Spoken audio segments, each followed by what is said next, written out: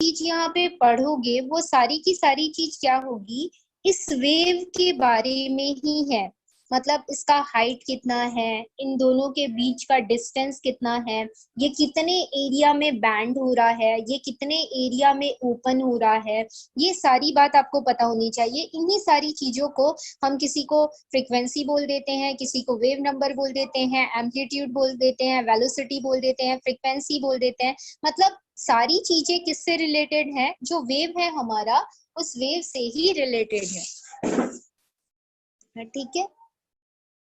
हाँ, तो देखो इसमें एम्पलीट्यूड किसको बोला जा रहा है, टोटल डेप्थ, मतलब ये कितना डीप है। ठीक है, ये जो वेव आ रहा है ये कितना डीप है, इतना ज्यादा डीप है या इससे ज्यादा डीप है। सारा का सारा जो आपका वेव होगा वो सभी का सभी सेम हो ऐसा कभी भी नहीं होगा। ठीक है, जो भी आप वेव लोगे, जो भी एमिट हो रही है as a source of energy, तो हो सकता है कि कोई वेव मेरे पास इतनी ही बड़ी मुझे मिले तो इसका जो डेप्थ है वो अलग होगा। हो सकता है किसी वेव की एनर्जी काफी ज्यादा हो तो वो मुझे इतनी बड़ी मिल सकती है, हो सकता है कोई और भी ज्यादा मुझे बड़ा मिले। समझ रहे हो? मतलब जो एम्पलीट्यूड होता है वो टोटल डेप्थ को बता रहा है कि जो वेव आप ले रहे हो उस डेप्थ में जो ट्रॉट है और जो यहाँ पे क्रेस्ट बन रहा है, इस क्रेस्ट और ट्रॉट के बीच का जो डेप्थ है वो कितना आता है, उसको हम क्या बोलते हैं, एम्पलीट्यूड ऑफ वेव बोलते हैं। ठीक है, एंड एम्पलीट्यूड ऑफ वेव को रिप्रेजेंट किया जाता है किससे, स्मॉल ए से रिप्रेजेंट किया जाता है। ठीक, जनरली जो एम्पलीट्यूड ऑफ वेव है वो क्या बताता है, जो भी रेडिएशन आप यूज कर रहे हो या उस टाइम पर जो भी रेडिएशन या जो भी वेव है आपके पास, उस वेव का आखिर इंटेंसिटी कितना है। इंटेंसिटी का मतलब उसका कैपेबिलिटी कितना है, मतलब वो कितना ज्यादा ब्राइट कर सकता है, कितना ज्यादा लाइट हमको क्या कर सकता है, प्रोवाइड कर सकता है, उसकी कितनी ज्यादा रेडिएशंस है ये बताने का काम, या कितनी ज्यादा ब्राइटनेस है ये बताने का काम कौन करता है, एम्पलीट्यूड करता है। जितना ज्यादा हमारा एम्पलीट्यूड होता है उतना ज्यादा उस रेडिएशन का हमको ब्राइटनेस या इंटेंसिटी मिलता है। ठीक है, मतलब उसमें उतनी ज्यादा लाइट प्रोवाइड करने की क्या होती है, एबिलिटी होती है। ठीक है, तो इसका फॉर्मूला क्या होता है, intensity of radiation directly proportional होता है एम्पलीट्यूड के, स्क्वायर ऑफ द एम्पलीट्यूड। मतलब अगर मेरे पास एम्पलीट्यूड डबल है तो उस टाइम पर इंटेंसिटी भी क्या होगी, डबल होगी। मतलब उस रेडिएशन की साइनिंग करने की जो एबिलिटी है उतनी ज्यादा होती है। मतलब कोई रेडिएशन या वेव कब कितना साइनिंग हमको गिव करेगा ये डिपेंड करता है उसके एम्पलीट्यूड पर। जितना ज्यादा उसका एम्पलीट्यूड होगा, मतलब उसका डेप्थ पोर्शन जितना ज्यादा होगा, वो उतना ज्यादा रेडिएशंस या ब्राइटनेस को एमिट करने की एबिलिटी रखता है। ठीक है,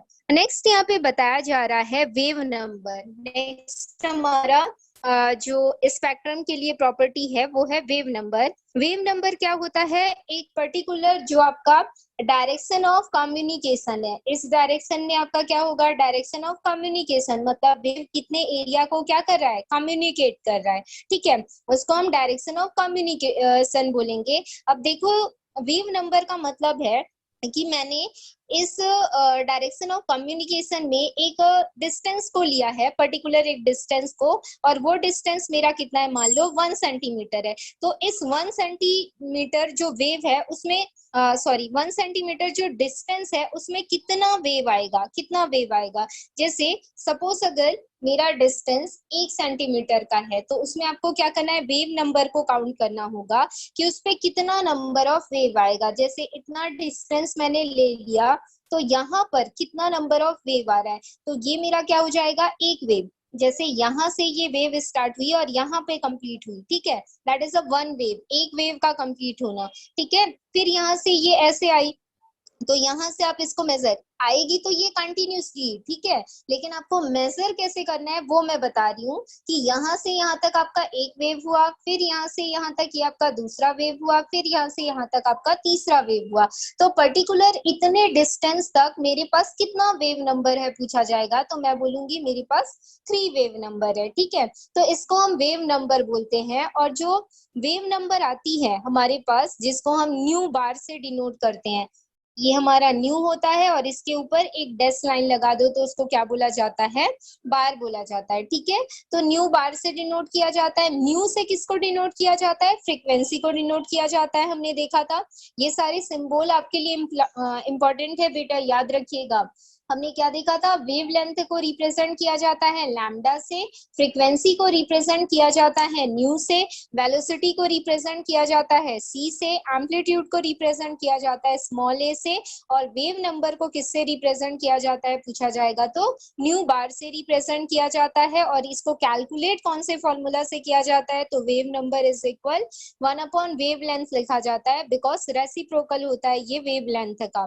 मीन्स अगर वेव लेंथ हमारी क्या होती जाएगी, बढ़ती जाएगी, तो फ्रीक्वेंसी क्या होती जाएगी, जो वेव नंबर है वो कम होती जाती है। ठीक है, और वेव लेंथ हमारा क्या होता जाएगा, जितना ज्यादा हमारा वेव लेंथ बढ़ता जाएगा वेव नंबर उतना ही कम होता जाएगा, और जितना कम हमारा वेव लेंथ होगा वेव नंबर उतना ही ज्यादा होता है। ठीक है, इस बात को याद रखिएगा। इस वजह से बताया गया है कि यहाँ पर जो भी आपका वेव नंबर होगा, मतलब हम इसको कैसे लिख सकते हैं, फॉर्मूला के बेस पे आपको ये इस फॉर्म पे लिखा हुआ मिलेगा। देखिए यहाँ पे लिखा भी हुआ है, nu bar inversely proportional to, आप क्या लिख सकते हो, 1/लैम्डा लिख सकते हो। इनवर्सली प्रोपोर्शनल का मतलब ये होता है कि बढ़ाओगे, जैसे आप इस वाली चीज को क्या करते जाते हैं, बढ़ाते जाते हैं, तो ये वाली चीज आपकी क्या होती जाएगी, डिक्रीज होती जाएगी। उस बात को ये यहाँ पे हमको क्या कर रहा है, रिप्रेजेंट कर रहा है। ठीक है, तो हम क्या करते हैं, 2 मिनट रुकिए।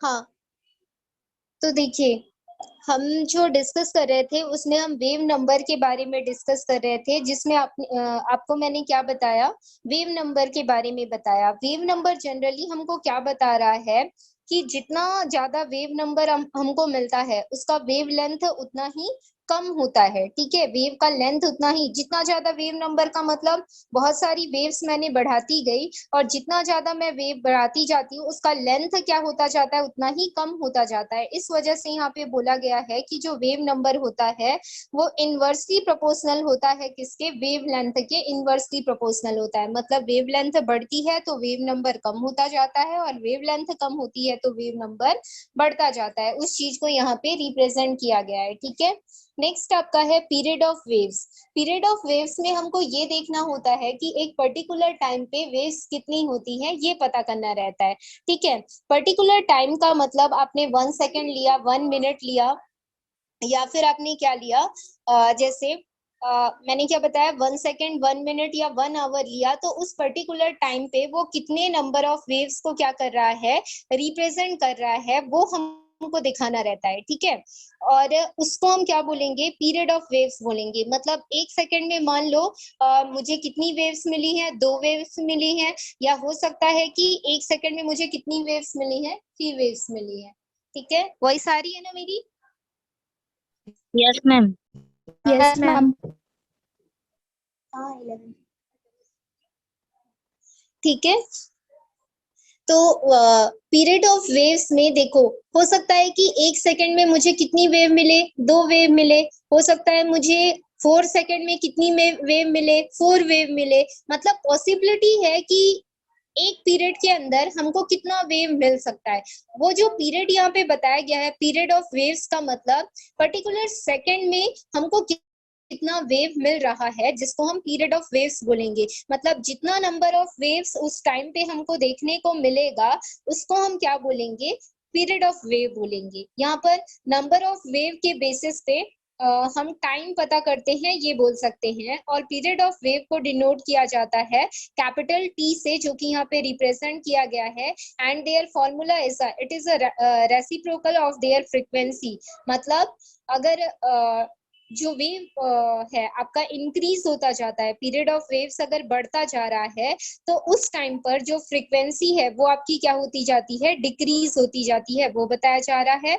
और अगर आपकी फ्रीक्वेंसी इंक्रीज होती जाती है तो पीरियड ऑफ वेव क्या होता जाता है, डिक्रीज होता जाता है। मतलब सारी चीजें हम यहाँ पे देख रहे हैं कि एक दूसरे को क्या कर रही हैं, कोरिलेट कर रही हैं, किसी ना किसी तरीके से ये सारी चीजें एक दूसरे से क्या कर रही हैं, रिलेट कर रही हैं। ठीक है, तो इन सभी चीजों को हम फ्रीक्वेंसी को पीरियड ऑफ वेव से जब कंपेयर करेंगे तो हमको ये बात पता चलती है कि देखो,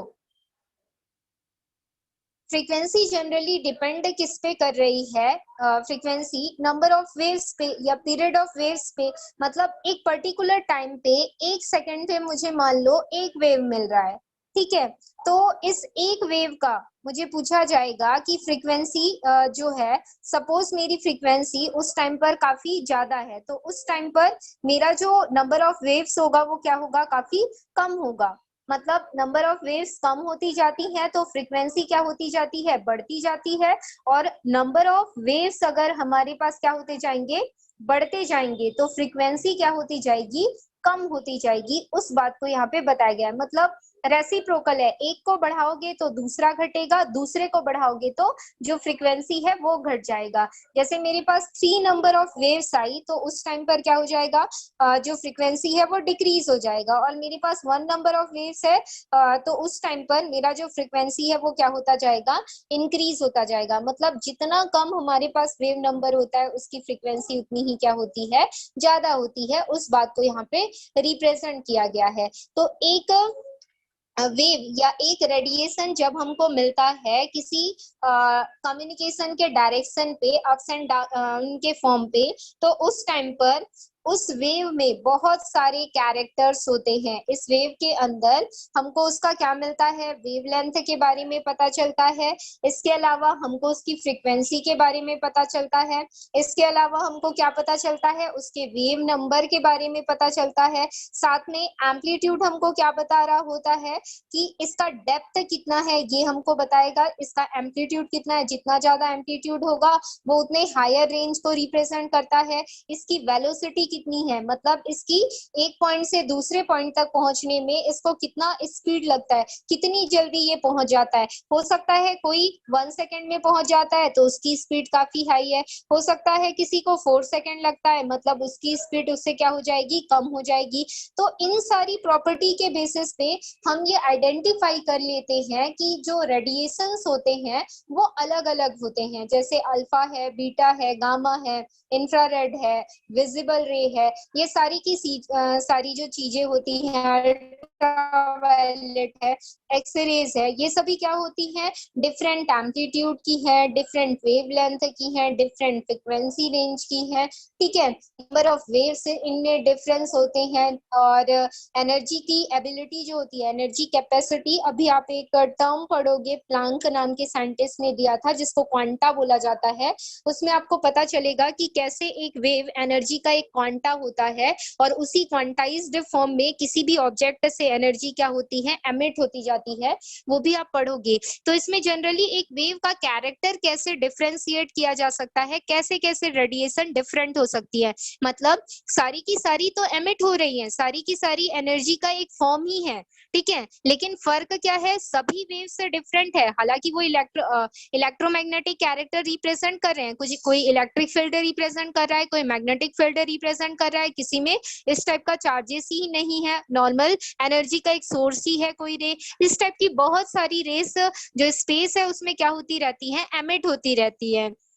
तो इन सारी रेडिएशंस को उनकी कैरेक्टर को स्टडी करने के लिए हमको सारी की सारी उनकी जो प्रॉपर्टीज है उनके बारे में पता होना चाहिए। और उन्हीं के बेसिस पे हम ये आइडेंटिफाई करते हैं कि स्पेस में एमिट होने वाले जो रेडिएशंस होते हैं वो डिफरेंट टाइप ऑफ रेडिएशंस होते हैं, जिसमें हमको अदर टाइप्स के जैसे एक्सरेज मिलते हैं, एनोड रेज मिलती हैं, कैथोड रेज मिलती हैं, अल्ट्रावायलेट रेज मिलती हैं, इसके अलावा विजिबल रेज मिलती हैं, आईआर रेज मिलती हैं। ठीक है, ये हम उन कैरेक्टर के बेस पे क्या करते हैं, पता करते हैं। और कौन सा कैरेक्टर बोला जाएगा, तो हम उनका वेवलेंथ ले सकते हैं, उनकी फ्रीक्वेंसी से पता कर सकते हैं, और उनके एम्पलीट्यूड से पता कर सकते हैं। और साथ में वेलोसिटी अगर देखें तो अभी तो हमने ये देखा कि स्पेस से जो भी रेडिएशन आता है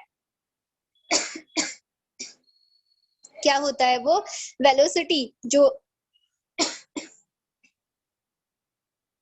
लाइट की जो वेलोसिटी होती है उसके क्या होता है, इक्वल होता है, हमने यही देखा है। ठीक है, तो वेलोसिटी के बेस पे भी हो सकता है कोई रेडिएशन उससे जल्दी भी आ जाए, लेकिन अभी तक इसके बारे में पता नहीं चला है। ठीक है, तो ये कैरेक्टर्स होते हैं, और यही कैरेक्टर्स हमको डिफरेंट टाइप ऑफ रेडिएशंस को समझने में क्या करते हैं, हेल्प करते हैं। ठीक है, इनमें सबसे मेन कैरेक्टर कौन सा होता है पूछा जाएगा तो वेवलेंथ या फिर फ्रीक्वेंसी का होता है, आप बता सकते हो। ठीक, कभी कभी एम्पलीट्यूड सेम हो जाता है दो रेडिएशन का, तो हम तब जो वेवलेंथ और फ्रीक्वेंसी है उसका हेल्प लेते हैं, और उस टाइप में हम डिफरेंट टाइप ऑफ जो वेव्स होती हैं उनमें डिफरेंस पता कर सकते हैं। ठीक, नेक्स्ट टॉपिक यहाँ पे बताया गया है इलेक्ट्रोमैग्नेटिक स्पेक्ट्रम का। इलेक्ट्रोमैग्नेटिक स्पेक्ट्रम क्या होता है, देखिए हम सभी जानते हैं कि जो हमारी स्पेस से एमिट हो रही हैं रेडिएशंस, उन रेडिएशंस को हम इलेक्ट्रोमैग्नेटिक रेडिएशन बोलते हैं। क्यों बोलते हैं, क्योंकि उसमें इलेक्ट्रिक और मैग्नेटिक फील्ड का कैरेक्टर होता है, उस बेस पे हम उसको इलेक्ट्रोमैग्नेटिक रेडिएशंस बोलते हैं। इन रेडिएशन को जब देखा गया तो ये बात पता चली कि ये रेडिएशंस भी डिफरेंट टाइप के होते हैं, और ये डिफरेंस किस बेस पर होता है, तो उनके वेवलेंथ और किसके बेस पर, उनके फ्रीक्वेंसी के बेस पर होता है, ये बात पता चली। ठीक है, तो इनके वेवलेंथ और फ्रीक्वेंसी के बेस पर इन इलेक्ट्रोमैग्नेटिक रेडिएशंस को डिफरेंट रेंज में क्या किया गया, डिवाइड किया गया। और इन डिफरेंट रेंज को कहां पर आइडेंटिफाई किया गया पूछा जाए तो वो किया गया था फोटोग्राफिक प्लेट पर। ठीक है, एक इलेक्ट्रोमैग्नेटिक रेडिएशन का रेंज लिया गया, और उस रेंज में जितना भी रेडिएशन आता था उसको पास किया गया किस पे, फोटोग्राफिक प्लेट पर। और फोटोग्राफिक प्लेट पर हमको उसकी क्या दिखाई दी, इमेज दिखाई दी, और उसी इमेज को क्या बोला गया, स्पेक्ट्रम बोला गया। मतलब बहुत सारे रेडिएशंस को लेकर जब हम उसको स्ट्राइक करते हैं कहां पर, फोटोग्राफिक प्लेट पर, तो उस प्लेट पर हमको डिफरेंट रेडिएशंस का एक क्या मिलता है, पिक्चर मिलता है या इमेज मिलता है। उसी इमेज को हम क्या बोलते हैं, स्पेक्ट्रम के फॉर्म पे शो करते हैं। तो what is the spectrum, it is the combination of electromagnetic radiation, आप इस फॉर्म पे बता सकते हो। और साथ में ये आपको कहाँ पे मिलती हैं, तो फोटोग्राफिक प्लेट पे ये हमको क्या होती हैं, अपीयर होती हैं। ठीक है, इलेक्ट्रोमैग्नेटिक रेडिएशंस को फिर क्या किया जाता है, एक पर्टिकुलर रेंज में, मतलब उनके वेवलेंथ के बेसिस पे हो या फ्रीक्वेंसी के बेसिस पे हो, क्या किया जाता है, अरेंज किया जाता है। ठीक है, और ये arrange increasing order of their wavelength और decreasing order of their frequency, इस फॉर्म पे हम क्या करते हैं, उन रेडिएशन को अरेंज करते जाते हैं। ठीक है, जैसे ये मेरा रेडिएशन है, ठीक है, तो एक रेडिएशन मुझे इस फॉर्म पे मिल रही है, दूसरी रेडिएशन मुझे इस फॉर्म पे मिल रही है, हो सकता है तीसरी रेडिएशन मुझे इस फॉर्म पे मिले। ठीक है, तो ये जो रेडिएशन है हमको एक पर्टिकुलर वे पे समझ में नहीं आएगी, तो इसके लिए किसका हेल्प लिया जाता है, याद रखिएगा, लाइन डायग्राम जो होता है उसका हेल्प लिया जाता है। अब लाइन डायग्राम आप जब हाइड्रोजन स्पेक्ट्रम पढ़ोगे तो उसमें देखोगे कि मान लो जो सेम रेडिएशंस की थी, इसमें डिफरेंट स्टेट बनाए जाते हैं। फोटोग्राफिक प्लेट पर पहले डिफरेंट स्टेट बनाए जाते हैं। मान लीजिए ये डिफरेंट स्टेट्स है, और यहाँ पे ये डिफरेंट स्टेट है। ठीक है, तो किसी वेवलेंथ कोई वेवलेंथ इस स्टेट में आएगा रेडिएशन, कोई इस लेंथ पे आएगा।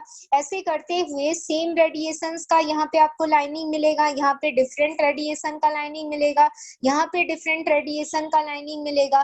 तो ये जो स्टेट है, ये स्टेट कैसे बनता है, अभी आप देखोगे यहाँ पर टेबल दिया हुआ है, उस टेबल में आप इस स्टेट को समझोगे कि ये किस स्टेट को बता रहा है। ये सारे डिफरेंट स्टेट होते हैं, और रेडिएशन इस फॉर्म पे ना मिलके उसको लाइन डायग्राम के फॉर्म पे क्या किया जाता जाता है, इन स्टेट्स में लिया जाता है और इन्हीं को कंबाइनिंग फॉर्म में हम क्या बोल देते हैं, स्पेक्ट्रम के फॉर्म पे शो कर देते हैं। ठीक है, यहाँ पर सबसे पहला रीजन बताया गया है किसका, इलेक्ट्रोमैग्नेटिक रेडिएशन का रीजन बताया गया है। ठीक है, इलेक्ट्रोमैग्नेटिक रेडिएशन के रीजन को डिफरेंट नेम से जाना जाता है, बताया जा रहा है। देखो, ये इलेक्ट्रोमैग्नेटिक रेडिएशन का एक रेंज है, ये मान के चलिए, और इसको डिफरेंट नेम से कैसे जाना जाता है उसके बारे में देखिएगा। इसका रेंज कितना होता है, जो इलेक्ट्रोमैग्नेटिक रेडिएशन के थ्रू इलेक्ट्रोमैग्नेटिक स्पेक्ट्रम बनता है, उसका रेंज 10 मीटर से 1 × 10⁻⁻12 सेंटीमीटर तक का इनका रेंज होता है।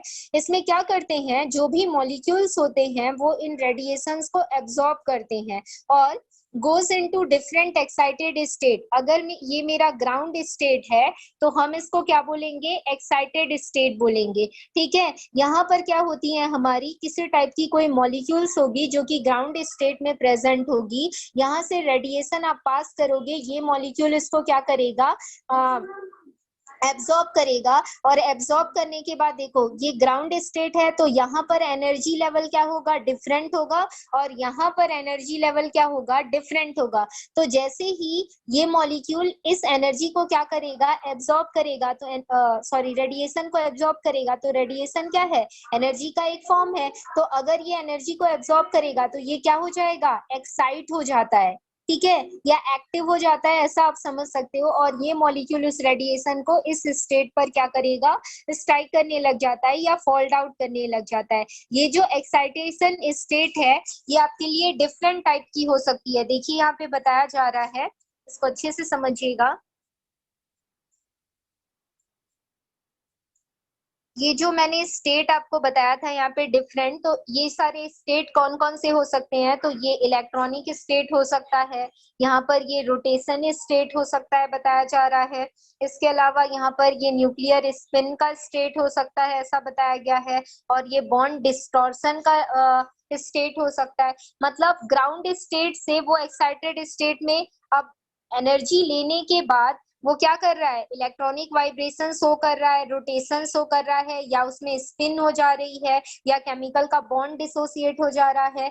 उन सारी प्रॉपर्टीज के बेसिस पे उस स्टेट में वो क्या करने लगेगा, एग्जिस्ट करने लगेगा। ठीक है, और ये सारा का सारा जो रेंज है वो कहाँ पे आ रहा है, आपके इलेक्ट्रोमैग्नेटिक रेडिएशन के जो बोला जाए स्टेबल कंडीशंस है, डिफरेंट टाइप ऑफ उसकी कंडीशंस है, इलेक्ट्रोमैग्नेटिक रेडिएशन के रेंज की डिफरेंट टाइप ऑफ जो कंडीशंस हैं, वहां पर वो रेडिएशन हमको क्या होता जाता है, मिलता जाता है। ठीक, इसका टेबल देखिए यहाँ पर रिप्रेजेंट किया गया है। ये मैंने आपको डिफरेंट टाइप ऑफ स्टेट बताए, जिसमें पहला तो हमारा ग्राउंड स्टेट होता है। ग्राउंड स्टेट में भी डिफरेंट टाइप ऑफ रेंज होते हैं, जहां पर मॉलिक्यूल्स को उन डिफरेंट रेंज में रखा जाता है, और रेंज में रखने के बाद जब हम उसमें एनर्जी पास करते हैं या रेडिएशन पास करते हैं, तो वो मॉलिक्यूल उस रेडिएशन को एब्जॉर्ब करके क्या कर जाता है, एक्साइट कर जाता है, और एक्साइट करके वो डिफरेंट टाइप ऑफ जो भी हमारी इलेक्ट्रॉनिक स्टेट हो सकती है, रोटेशनल स्टेट हो सकती है, न्यूक्लियर स्पिन की स्टेट हो सकती है, या बॉन्ड डिस्टॉर्शन की स्टेट हो सकती है,